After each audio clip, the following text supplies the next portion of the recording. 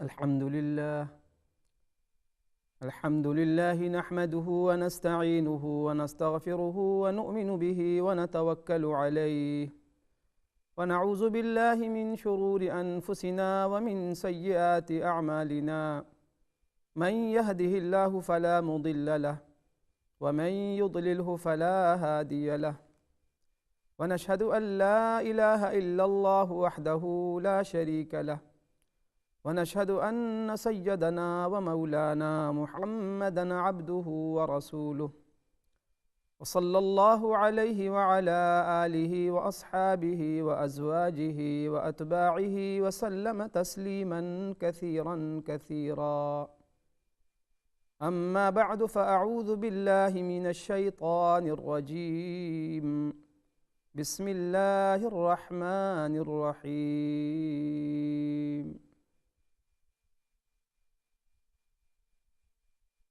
ورفعنا لك ذكرك. وقال رسول الله صلى الله عليه وسلم: أنا رحمة مهداة، أو كما قال عليه الصلاة والسلام. صدق الله المولانا العظيم وصدق رسوله النبي الكريم، ونحن على ذلك لمن الشاهدين والشاكرين، والحمد لله رب العالمين. إن الله وملائكته يصلون على النبي يا أيها الذين آمنوا صلوا عليه وسلموا تسليما. اللهم صل على محمد وعلى آل محمد كما صليت على إبراهيم وعلى آل إبراهيم إنك حميد مجيد.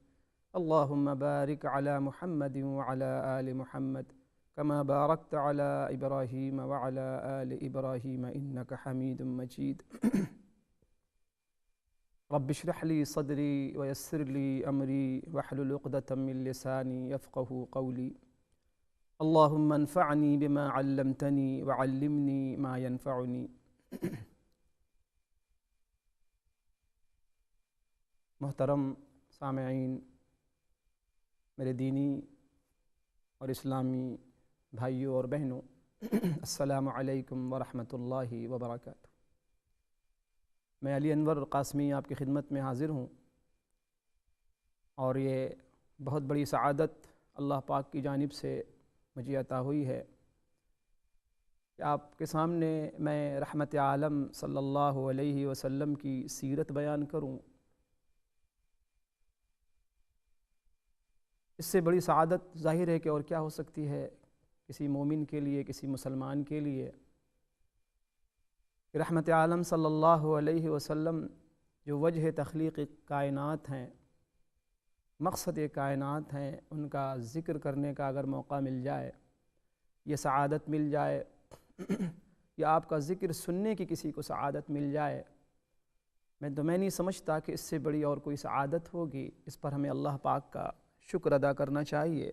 اللہ کریم نے ہمیں اس قابل، اس لائق سمجھا، ورنہ ہم کہاں، ہماری کیا اوقات ہے، کیا بساط ہے کہ ہم اس ذات اقدس کا ذکر اپنی گندی زبان سے، ناپاک زبان سے ہم کریں۔ ہماری کیا اوقات، ہماری کیا بساط ہے، یہ محض اللہ کا کرم ہے، فضل ہے۔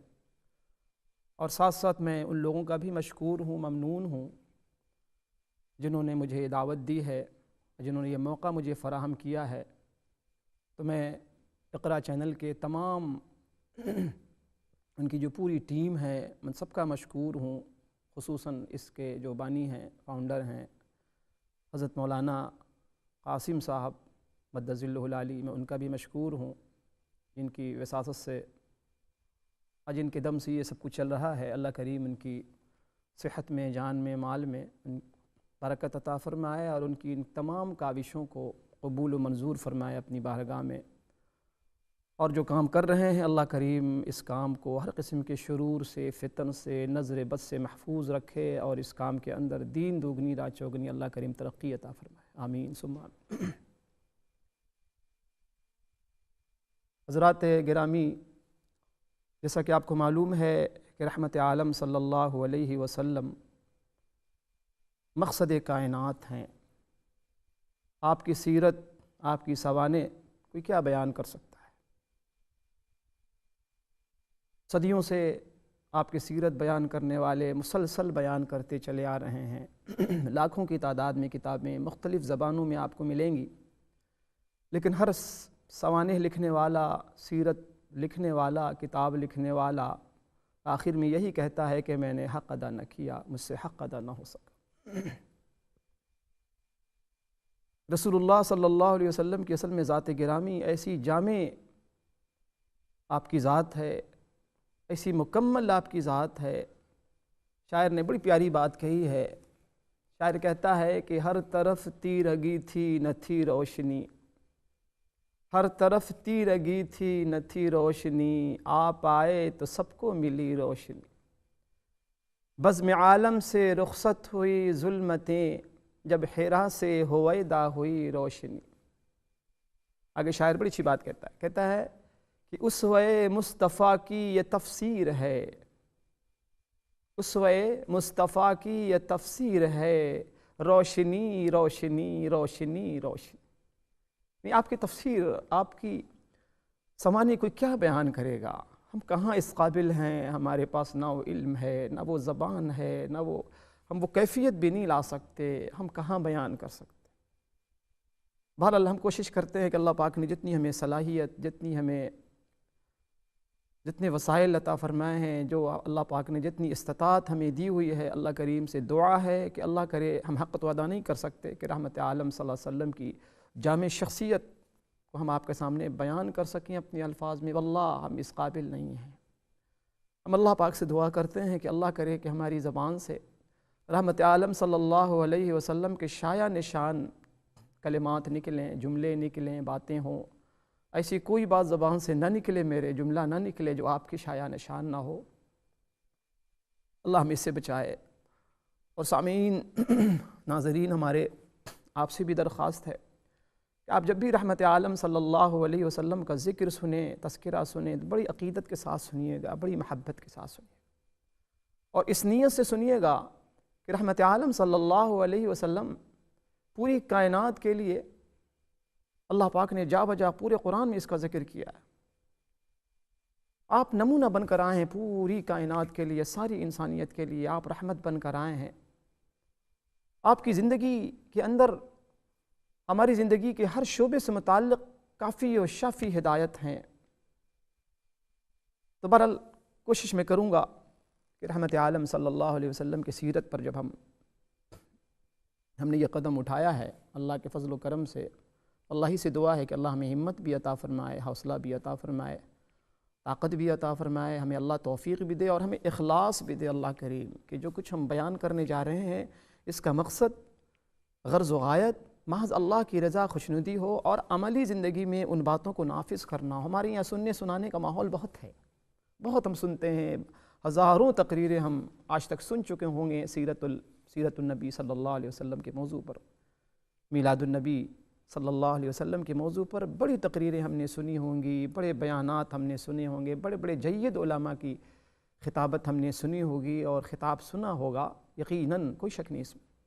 لیکن آج اس بات کی نیت کریں، اس ارادے سے ہم سنیں کہ یا اللہ جو کچھ ہم سن رہے ہیں، اللہ ہمارے مولا اس پر ہمیں عمل کی توفیق عطا فرما، کیونکہ دین کا سارا خلاصہ ہی عمل ہے۔ یہ ہمارا اور آپ کا دین عمل کا دین ہے، یہ ایکشن کا دین ہے۔ ہماری یہاں باتیں جو ہوتی ہیں نا، اس کا پھر خاطر خواہ فائدہ نہیں ہو پاتا۔ کہتے ہیں کامیابی تو کام سے ہوتی ہے، نہ کہ حسن کلام سے ہوتی۔ حسن کلام تو ہوا کے اندر تحلیل ہو جاتی، باتیں ہماری ہوا میں تحلیل ہو جاتی۔ یہ دین ہمارا ایکشن عمل کا دین تھا، اور یہی وجہ ہے کہ آج دیکھیں غیر مسلم دنیا بیچاری جو محروم ہے اس دولت سے، اس نعمت سے، ہم اس کے ذمہ دار ہیں۔ ہم جب سیرت بیان کرتے ہیں، رحمت عالم صلی اللہ علیہ وسلم کی صورت بیان کرتے ہیں، خوبصورتی بیان کرتے ہیں، حسن و جمال بیان کرتے ہیں، آپ کا کے اخلاق بیان کرتے ہیں، آپ کا کردار بیان کرتے ہیں، آپ کی گھریلو اندرونی بیرونی زندگی کی محاسن کو بیان کرتے ہیں، تو غیر مسلم بھائی بہنیں ہم سے یہ مطالبہ کرتے ہیں کہ ایسا کوئی ماڈل تو دکھاؤ، یہ باتیں تم نے کی، یہ لیکن یہ باتیں تمہاری زندگیوں میں کہاں ہے؟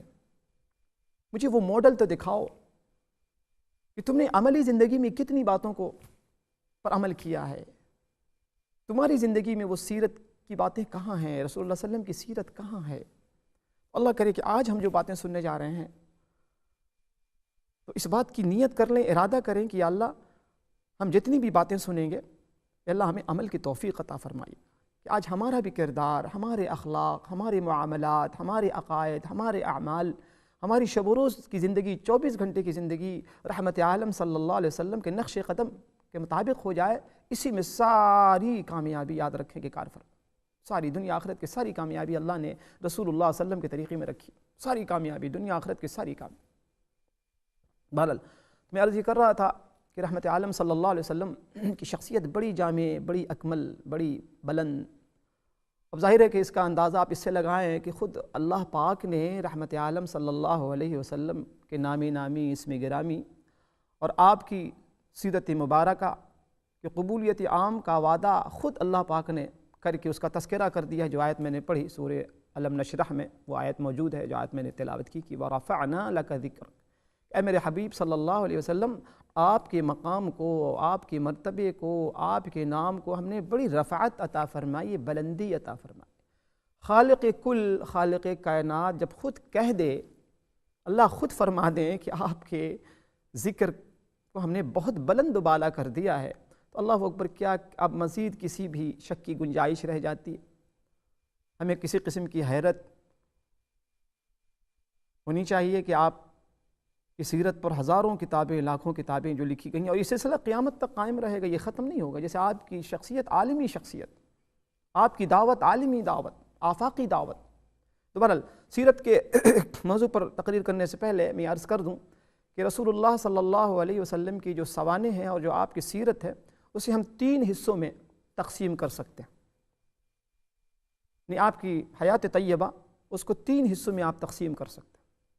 پہلا حصہ آپ کی ولادت باسعادت سے لے کر 40 سال کی عمر تک، یہ 40 سالہ جو دور گزرا ہے، پہلا حصہ سیرت کا یہ وہ دور ہے، 40 سالہ دور، 40 سالہ دور پر مشتمل ہے، 40 سالے کے زمانے پر مشتمل ہے۔ 40 سال جو ہے عمر کی، 40 ولادت سے لے کے 40 سال کے جب آپ ہوئے، اس پر مشتمل ہے پہلا مرحلہ۔ دوسرا مرحلہ، جب آپ 40 سال کے ہوئے تو آپ صلی اللہ علیہ وسلم کو نبوت کی دولت سے، نعمت سے سرفراز فرمایا گیا۔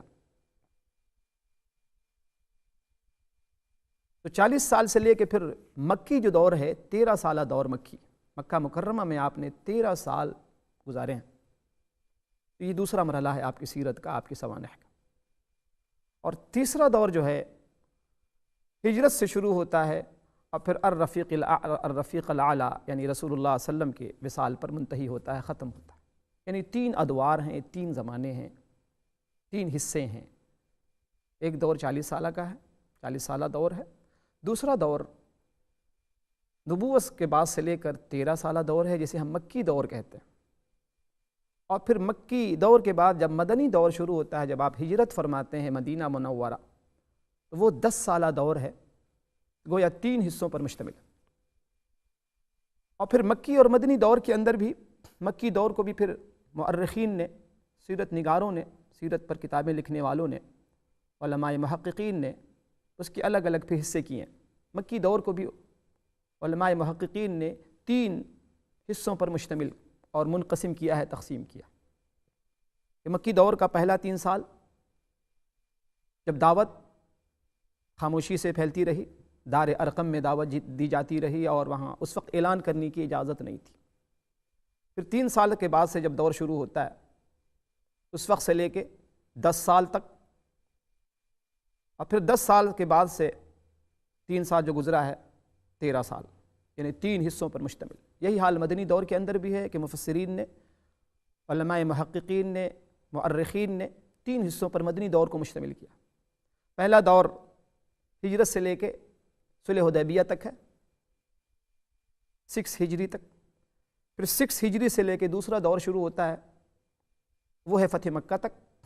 اور پھر فتح مکہ سے لے کے تیسرا جو دور شروع ہوتا ہے، تیسرا مرحلہ، رسول اللہ صلی اللہ علیہ وسلم کے وصال تک، سن 11 ہجری تک۔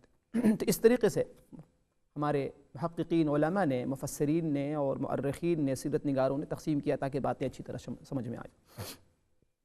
بہرحال ہم سب سے پہلے شروع کرتے ہیں کہ رسول اللہ صلی اللہ علیہ وسلم کا جو 40 سالہ دور مکہ مکرمہ میں گزرا ہے، وہ کس طریقے سے گزرا۔